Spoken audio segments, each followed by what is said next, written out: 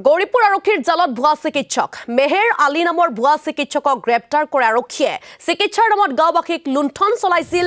মেহেৰ আলীয়ে মেহেৰ আলীৰ সৈতে আন দুই অভিযুক্তকো গ্ৰেপ্তাৰ কৰে আৰক্ষীয়ে প্ৰতিজন ৰোগীৰ পৰা 6 পৰা 10,000 টকাকৈ সংগ্ৰহ কৰিছিল মেহেৰ আলীয়ে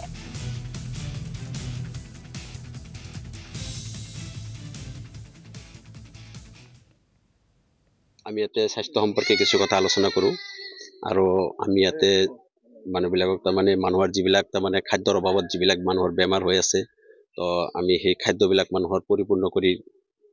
মানে যিবিলাক অংগৰ খাদ্যৰ অভাৱত যিবিলাক অংগ দুৰ্বল হৈ আছে তো সেই অংগৰ ওপৰত আমি কিছুমান ফুড সাপ্লিমেন্ট দিওঁ খাদ্য তো সেইবিলাক খাই হয়তো মানুহৰ বহুত উপকাৰ হৈ আছে দেখা গৈছে যে আপুনি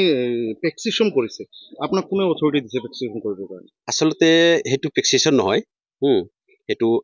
হেৰি এডভাইস স্লিপহে হেতু প্ৰেসক্ৰিপশন নহয় এডভাইস স্লিপও তো প্ৰেসক্ৰিপশন আৰু এডভাইস স্লিপ